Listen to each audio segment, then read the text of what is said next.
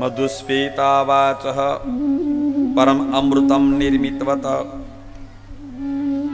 સ્તવ બ્રહ્મન કિં વાંગપી શુરગુરોર વિસ્મય પદમ મમ ત્વેતાં વાણીમ ગુણકથન પુણ્યેન ભવતઃ પુનામિત્યર્થયસ્મિન પુરમથન બુદ્ધિર્વ્યવસ્થિતા મધુસ્ફીતા વાચ પરમ અમૃતમ નિર્મિતવત.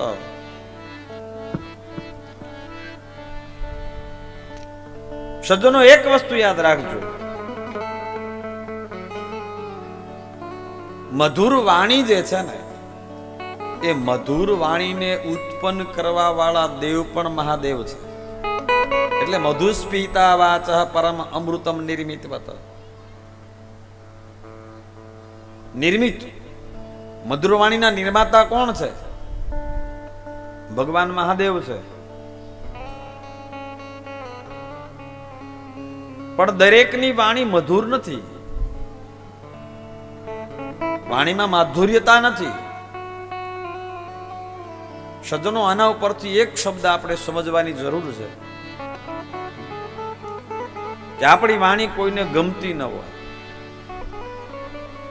આપણી વાણી કોઈ સહજતાથી સાંભળતું ન હોય, આપણી વાણી કર્કશ હોય,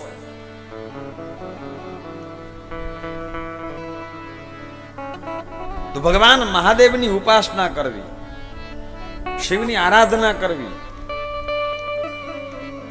અને ભગવાનને પ્રાર્થના કરવી કે હે મારા મહાદેવ, હે મારા નાથ, મારી વાણીમાં મને મધુરતા આપો. કારણ કે વાણીમાં મધુરતા મહાદેવ આપે છે.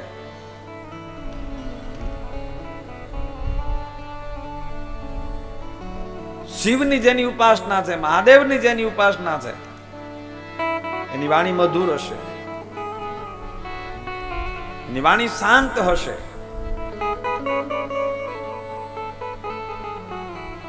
એટલે પરમાત્માને પ્રાર્થના કરો, મધુસ્ફીતા વાચ પરમો અમૃતમ નિર્મિતવત. વાણીના ઉત્પન્ન કરવા વાળા ભગવાન સાક્ષાત મહાદેવ છે. પણ છતાંય બ્રહ્માદિ પોતાની નિજ વાણીથી મહાદેવના ગુણગાન ગાય છે.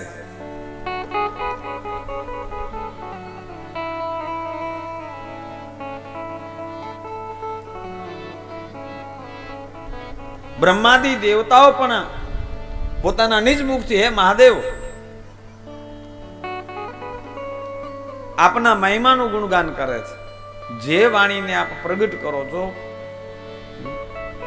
એ વાણીને બ્રહ્માદિ દેવતાઓ પણ આપના મહિમાનું ગુણગાન પ્રગટ કરે છે. પણ હે ભોળિયાનાથ, પુષ્પદંતજી કહે છે કે જેનો મહિમા બ્રહ્મા ઇન્દ્રાદિ નથી પાર પામી શકતા, એ વાણીને હું એટલા માટે પ્રગટ કરું છું કારણ કે આપની વાણી પાવન છે, પવિત્ર છે. પણ હું એટલા માટે મારી વાણીને આપની સમક્ષ પ્રગટ કરું છું, રજૂ કરું છું. અન્ય કોઈ હેતુ નથી.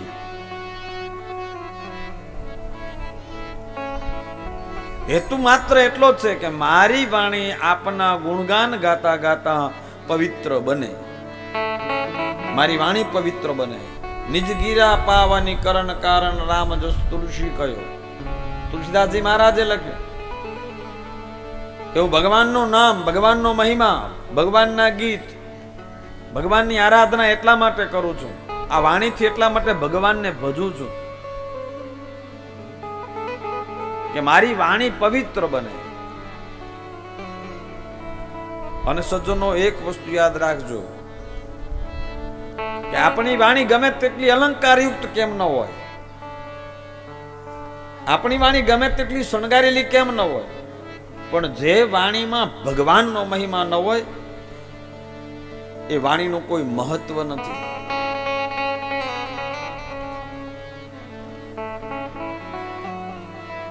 વાણી એ પવિત્ર છે જેમાં પરમાત્માનો મહિમા છે, જેમાં શિવનો મહિમા છે.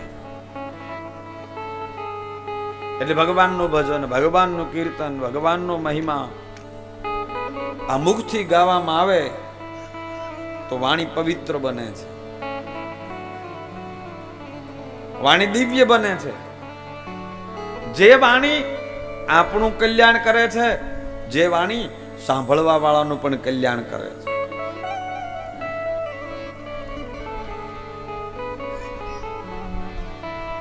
ભગવત વાણી, પરમાત્માની વાણી બંને પ્રકારથી કલ્યાણ કરે છે. પોતાનું પણ કલ્યાણ થાય, સાંભળવા વાળાનું પણ કલ્યાણ થાય.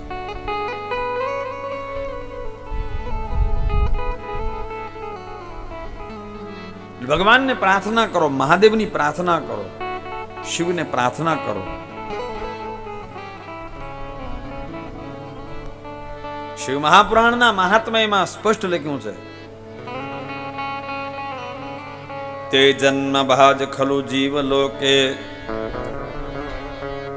યે વે સદા ધ્યાયંતિ વિશ્વનાથમ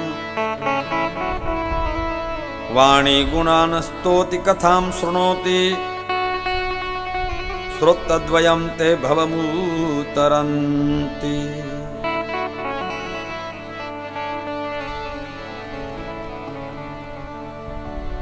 એ જીવાત્મા ભાગ્યશાળી છે જેની વાણી ભગવાનના ગુણગાન ગાય છે. અરે જેનું મન શિવજીનું ધ્યાન કરે છે એ જ આ લોકમાં જન્મધારી કહેવાય છે. જેનું મન પરમાત્માનું ધ્યાન નથી કરતું, ઈશ્વરનું ધ્યાન નથી કરતું, શિવ સ્મરણ નથી કરતું, એ જીવાત્મા જન્મધારી તો છે પણ જન્મ ધર્યો હોવા છતાં પણ એનો જન્મ વ્યર્થ કયો છે. વાણી ગુણાન સ્તોતિ કથામ શૃણોતિ. ભગવાનની વાણીને સાંભળો, ભગવાનની કથાને સાંભળો. શ્રોતદ્વયમ તે, આ બંને કાનથી જો ભગવાનની વાણી સાંભળવામાં આવે તો ભવમુતરંતિ, આ ભવસાગરમાંથી જીવાત્મા પાર થઈ જાય સહજ ભાવમાં. અને સજ્જનો, ઉત્તમા સહજા અવસ્થા મધ્યમાં ધ્યાન ધારણા પૂજા પાઠ કનિષ્ઠ તીર્થયાત્રા ધમાધમ.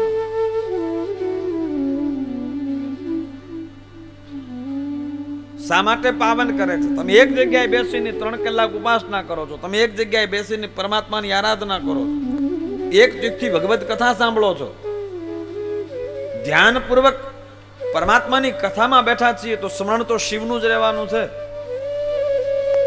અને જોજો, કથા સાંભળતા સાંભળતા અમુક ક્ષણ એવી આવી જતી હોય, વધારે નહીં, પણ તમે 3 કલાકના કથામાં જો બેઠા છો ને એ 3 કલાકમાં અમુક ક્ષણ એવી આવી જતી હોય કે તમે કોણ છો એનું ભાન તમને રહેતું નથી, તમારી આજુબાજુમાં કોણ છે એનું ભાન તમને રહેતું નથી, તમે તમારી જાતને ભૂલી જાઓ છો.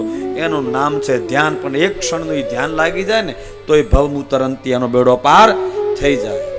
તમારી જાતને તમે ભૂલી જાઓ કે હું ક્યાં છું, હું કોણ છું, નર છું, હું નારી છું, પુરુષ છું, સ્ત્રી છું, બધું જ ભૂલાઈ જાય. કેમ? એ વાણીનો પ્રભાવ છે. વાણી મહાદેવની વાણી છે. એક ક્ષણ માટે સમજી લેજો, બહુ નહીં પણ ક્ષણ માટે પણ એ અનુભૂતિ થઈ જાય ને તો પણ આપણો બેડો પાર થઈ જાય.